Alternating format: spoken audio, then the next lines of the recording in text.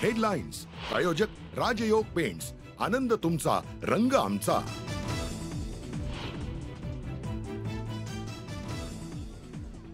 बदलापूर अत्याचार प्रकरणाची मुंबई हायकोर्टाकडून दखल, आज हायकोर्टात तातडीची सुनावणी।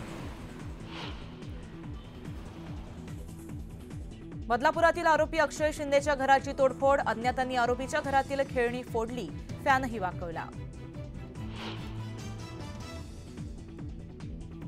बदलापुरातील उद्रेकानंतर आज इंटरनेट सेवा पूर्ववत, अफवा पसरू नका पोलिसांचं आवाहन, तर शहरातील अनेक चौकात पोलिसांचा तगडा बंदोबस्त।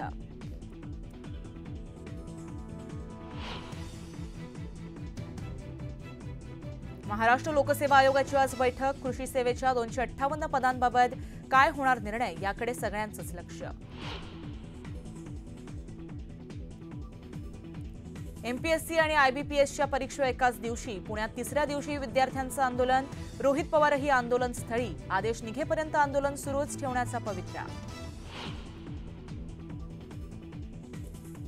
एमपीएससी विद्यार्थ्यांच्या आंदोलनासंदर्भात सरकारनं भूमिका स्पष्ट करावी, अन्यथा न्याय मिळवण्यासाठी मी मैदानात उतरणार, शरद पवारांचा सरकारला इशारा।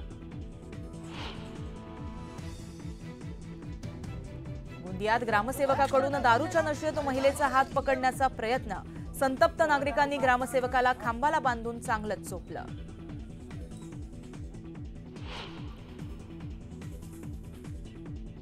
राज्यात पावसाचा जोर वाढणार, मराठवाड्यासह विदर्भात पावसाचा अंदाज।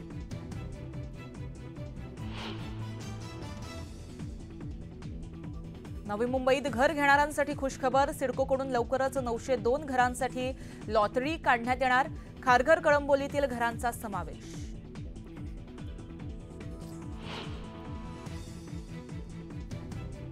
भारताचा भालेफेकपटू नीरज चोप्रा आज लुसान डायमंड लीगमध्ये सहभागी होणार, अर्शद नदीम बाहेर पडल्यानं नीरजला जेतेपदाची संधी।